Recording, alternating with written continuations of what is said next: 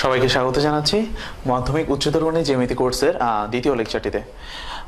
যারা প্রথম লেকচারটি খেয়াল করেছিলেন তারা দেখেছেন আমার প্রথম লেকচারের আলোচনাটা ছিল পিথাগোরাস সম্পর্কিত আলোচনা 3.1 উপপাদ্য 3.1, যেটাতে বেসিক্যালি পিথাগোরাসের উপপাদ্যটির প্রমাণ দেখিয়েছিলাম। আর এখন উপপাদ্য 3.2 আমি যে জিনিসটা বলবো সেটা হচ্ছে উপপাদ্য 3.2 প্রকৃতপক্ষে পিথাগোরাসের উপপাদ্যের এই বিপরীত প্রতিজ্ঞা। তো পিথাগোরাসের উপপাদ্যটি প্রয়োগ করে খুব সহজেই এটা প্রমাণটা করা যায়। তাহলে প্রথমেই দেখে নিই, যাদের সামনে বই আছে একটু বইটার দিকে খেয়াল করো। উপপাদ্য 3.2 এর সাধারণ নির্বচন। কোন ত্রিভুজের এক বাহুর উপর অঙ্কিত বর্গক্ষেত্রের ক্ষেত্রফল অপর দুই বাহুর উপর অঙ্কিত বর্গক্ষেত্রের ক্ষেত্রফলের সমষ্টি সমান হলে শেষোক্ত বাহুদ্বয়ের অন্তর্ভুক্ত কোণটি সমকোণ হবে। আসো দেখি চিত্রটা কেমন হয়। কোন ত্রিভুজের, যে কোনো একটা ত্রিভুজ আঁকি।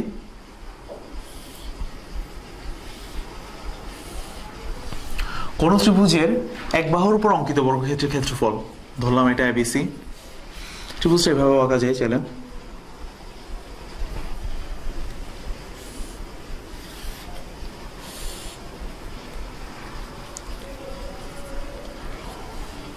কোন ত্রিভুজের এক বাহুর উপর অঙ্কিত বর্গক্ষেত্রের ক্ষেত্রফল, ধরলাম এই বাহুর উপর অঙ্কিত বর্গক্ষেত্র এসি স্কয়ার, অপর দুই বাহুর উপর অঙ্কিত বর্গক্ষেত্রের ক্ষেত্রফল তাহলে হচ্ছে এবি স্কয়ার আর বিসি স্কয়ার।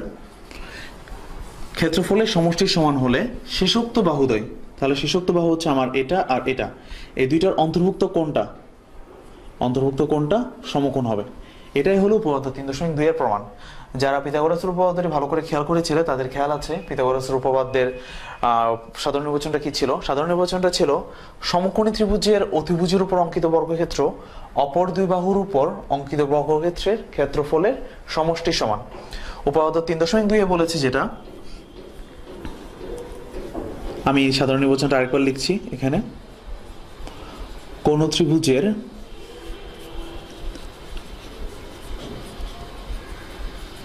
এক বাহুর উপর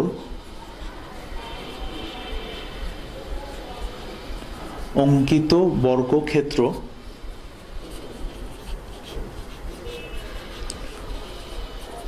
অপর দুই বাহুর উপর অঙ্কিত বর্গক্ষেত্রের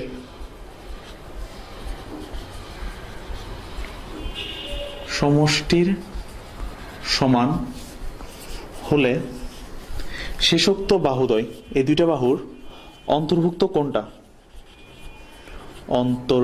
কোণ সমকোণ হবে।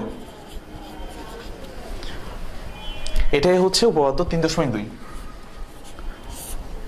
তাহলে দেখি পিথাগোরাসের উপপাদ্য একটু আগে যে বললাম, পিথাগোরাসের উপপাদ্য থেকে খুব সহজেই প্রমাণ করা যায়। পিথাগোরাসের উপপাদ্যটা ছিল জাস্ট এখান থেকে শুরু। একটা সমকোণী ত্রিভুজের অতিভুজের উপর অঙ্কিত বর্গক্ষেত্র অপর দুই বাহুর উপর অঙ্কিত বর্গক্ষেত্রের ক্ষেত্রফলের সমষ্টির সমান। পিথাগোরাসের উপপাদ্যে এই জিনিসটাই বলা হয়েছে। এবার তাহলে দেখা যাক এটার প্রমাণটাতে চলে আসে। যেহেতু বলা হয়েছে কোন ত্রিভুজের এক বাহুর উপর অঙ্কিত বর্গক্ষেত্র অর্থাৎ এসি স্কয়ার সমান এবি স্কয়ার যোগ বিসি স্কয়ার, তাহলে এই জায়গা থেকে পিথাগোরাসের উপপাদ্য প্রয়োগ করে সহজেই বলে দেওয়া যায় এই দুটোর অন্তর্ভুক্ত কোণটা সমকোণ হবে। তাহলে এই দুটোর অন্তর্ভুক্ত কোণ হচ্ছে কোণ এ বি সি, তাহলে কোণ এ বি সি সমান এক সমকোণ।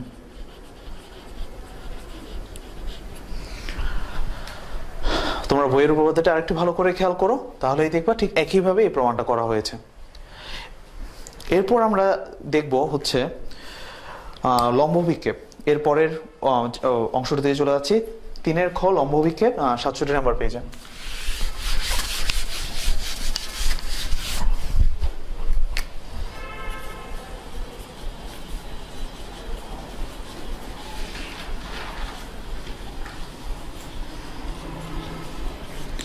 এই জায়গায় সবাইকে একটু বলে রাখি, সেটা হলো তোমরা পড়ার সময় বইয়ের পাশে যেমন লম্ব বিক্ষেপের পাশে এখানে একটা ইংরেজি টার্ম লেখা আছে, এই নামগুলো সবসময় খেয়াল রাখার চেষ্টা করবা।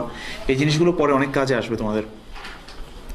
লম্ব বিক্ষেপকে ইংরেজিতে বলা হচ্ছে অর্থোগোনাল প্রজেকশন, বা এই জিনিসটাকে অন্যভাবে বলা হয় অর্থোগ্রাফিক প্রজেকশন।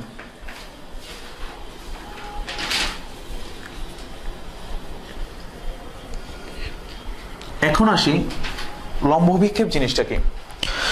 সাধারণভাবে বললে যেটা বলা যায় সেটা হলো লম্ব অভিক্ষেপ হলো কোনো একটা ত্রিমাত্রিক বস্তু বা কোনো একটা ত্রিমাত্রিক বিষয়কে দ্বিমাত্রিক ক্ষেত্রে স্থাপন করা, অর্থাৎ একটা ত্রিমাত্রিক ক্ষেত্রের দ্বিমাত্রিক প্রতিফলন বলতে পারো। যেমন ধরো আমরা যখন একটা ঘরের ছবি আঁকি, যেমন আমরা যখন ওই যে কি বলে প্রাকৃতিক দৃশ্যের ছবি আঁকতে বলে আমরা সবসময় হচ্ছে এরকম একটা ছবি আঁকা ট্রাই করি, ঠিক আছে। এই জিনিসটা কোথা থেকে আসতেছে, আমার এই যে বোর্ডটা এটা তো একটা দ্বিমাত্রিক ক্ষেত্র, এই দ্বিমাত্রিক ক্ষেত্রে আমি এই জিনিসটাকে কি করতেছি, দ্বিমাত্রিক ক্ষেত্রে এই ছবিটাকে হচ্ছে আঁকতেছি। তো আঁকার ক্ষেত্রে আমি এই যে প্রতিফলনটা দিচ্ছি এটাই হচ্ছে আমার লম্ব বিক্ষেপের, এটাই হচ্ছে লম্ব বিক্ষেপের একটা প্রয়োগ, ঠিক আছে। তো আমরা প্রথমে দেখি, মানে ছোট ছোট আস্তে আস্তে আসে জিনিসটা। সর্বপ্রথমে হচ্ছে আমি দেখাবো হচ্ছে বিন্দুর অভিক্ষেপটা।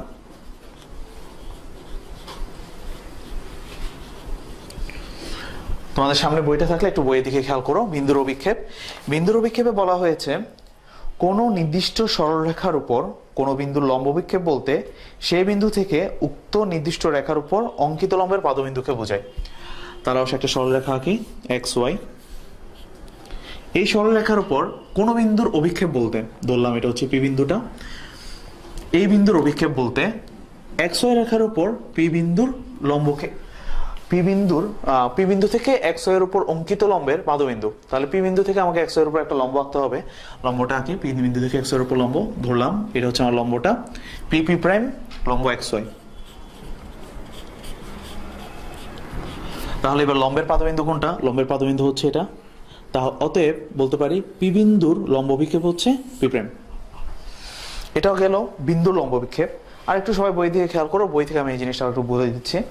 মনে করি এক্স ওয়াই একটি নির্দিষ্ট সরলরেখা, পি যে কোনো বিন্দু, পি বিন্দু থেকে এক্স ওয়াই রেখার উপর অঙ্কিত লম্ব P prime, P P prime এবং লম্ব পি পি প্রাইমের পাদবিন্দু পি প্রাইম। সুতরাং পি প্রাইম বিন্দু এক্স ওয়াই রেখার উপর পি বিন্দুর লম্ব বিক্ষেপ, পি প্রাইম বিন্দুটা এক্স ওয়াই এর উপর পি বিন্দুর লম্ব বিক্ষেপ। অর্থাৎ কোনো নির্দিষ্ট রেখার উপর কোনো বিন্দুর লম্ব বিক্ষেপ একটি বিন্দু। এটা তো আমরা দেখতেই পাচ্ছি এই বিন্দুটা লম্ব বিক্ষেপটা এই রেখার উপর, এই যে পি প্রাইমটা, তাহলে পি প্রাইম একটা বিন্দু। তাহলে এটা গেল হচ্ছে বিন্দুর লম্ব বিক্ষেপ। এবার আমরা আসবো হচ্ছে রেখার অভিক্ষেপ, রেখা বা রেখাংশের।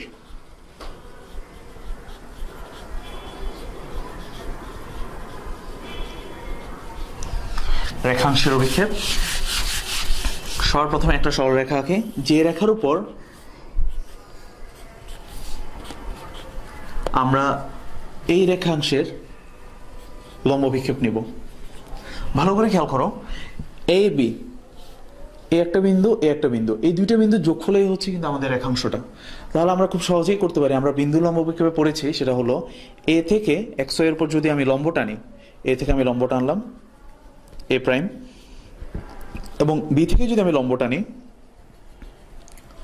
বি প্রাইম, এ প্রাইম বি বি প্রাইম লম্ব, তাহলে এই বিন্দুর লম্ব বিক্ষেপ হচ্ছে এ প্রাইম বিন্দু আর বি বিন্দুর লম্ব বিক্ষেপ হচ্ছে বি প্রাইম বিন্দু। অতএব বলে দেওয়া যায় খুব সহজে, সেটা হলো এ বি রেখাংশের লম্ব বিক্ষেপ হলো এ বি। বই থেকে একটু খেয়াল করো সবাই। ধরি এ বি রেখাংশের প্রান্তবিন্দু দ্বয় এ বি যখন এ ও বি বিন্দু থেকে এক্স ওয়াই রেখার উপর অঙ্কিত লম্ব যথাক্রমে এ প্রাইম এবং বিবি প্রাইম, এ প্রাইম লম্বের পাদবিন্দু এ প্রাইম এবং বিবি প্রাইম লম্বের পাদবিন্দু হচ্ছে বিবি প্রাইম, বি প্রাইম। এই এ প্রাইম বি প্রাইম রেখাংশই এক্স ওয়াই রেখার উপর এবি রেখাংশের লম্ব বিক্ষেপ। তাহলে এই এবি রেখাংশটাই, এবি রেখাংশের লম্ব বিক্ষেপ হচ্ছে এ প্রাইম বি প্রাইম।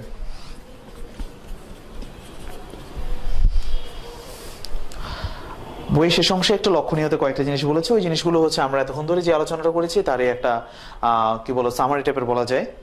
বলা হচ্ছে কোন রেখার উপর কোন বিন্দু থেকে অঙ্কিত লম্বের পাদবিন্দুই ওই বিন্দু লম্ব বিক্ষেপ। কোন রেখার উপর, এই রেখার উপর এই বিন্দুর অঙ্কিত লম্ব, লম্ব হচ্ছে এ প্রাইম, পাদবিন্দু হচ্ছে এ প্রাইম, তাহলে এটাই হচ্ছে এই বিন্দুর লম্ব বিক্ষেপ। তারপরটা বলেছে কোন রেখার উপর লম্ব রেখার লম্ব বিক্ষেপ, কোন রেখার উপর, এই রেখা, এই রেখার উপর লম্ব রেখা হচ্ছে এটা এক্স ওয়াই, এক্স ওয়াই এর উপর লম্ব রেখা ধরলাম এবি। বলেছে লম্ব বিক্ষেপ একটি বিন্দু, ফলে লম্ব বিক্ষেপের দৈর্ঘ্য শূন্য। তাহলে দেখো এক্স ওয়াই রেখার উপর লম্ব হচ্ছে এবি, এটার লম্ব বিক্ষেপটা কি, এই বিন্দুটা, তাহলে এই দৈর্ঘ্যটা কি, বিন্দু তো আমরা জানি বিন্দুর কোনো দৈর্ঘ্য প্রস্থ উচ্চতা কিছুই নেই, তাহলে এটাই বলেছে ফলে লম্ব বিক্ষেপের দৈর্ঘ্য শূন্য। এরপর 3 নম্বরে বলা আছে কোন নির্দিষ্ট রেখার সমান্তরাল রেখাংশের লম্ব বিক্ষেপ ওই রেখাংশের সমান হবে। কোন নির্দিষ্ট রেখার সমান্তরাল রেখাংশের লম্ব বিক্ষেপ ওই রেখাংশের সমান। যেমন ধরো এই রেখার সমান্তরাল রেখাংশ, আমি এখন যদি বলি এই রেখাটা এটা সমান্তরাল রেখাংশ, তাহলে এরকম একটা, তাহলে দুইটারই লম্ব বিক্ষেপ, এটারও লম্ব বিক্ষেপ হবে এখানে, এটার ক্ষেত্রে লম্ব বিক্ষেপটা আসবে ঠিক একই জায়গায় আসবে। কারণটা হচ্ছে এই একই বিন্দু এ বি সি ডি যদি বলি, তাহলে এই জিনিসটাই বলছে সমান্তরাল রেখাংশের লম্ব বিক্ষেপ ওই রেখাংশের সমান হবে, অর্থাৎ এটার যে লম্ব বিক্ষেপটা আর এই দুইটা লম্ব বিক্ষেপ পরস্পর সমান হবে। সবাইকে অসংখ্য ধন্যবাদ আমাদের লেকচারটি দেখার জন্য। পরবর্তীতে আমরা লম্ব বিক্ষেপের উপপাদ্য প্রয়োগ করে আমরা উপপাদ্য 3.3, 3.4 আর 3.5 উপপাদ্যগুলো দেখব। সবাইকে আবারও ধন্যবাদ।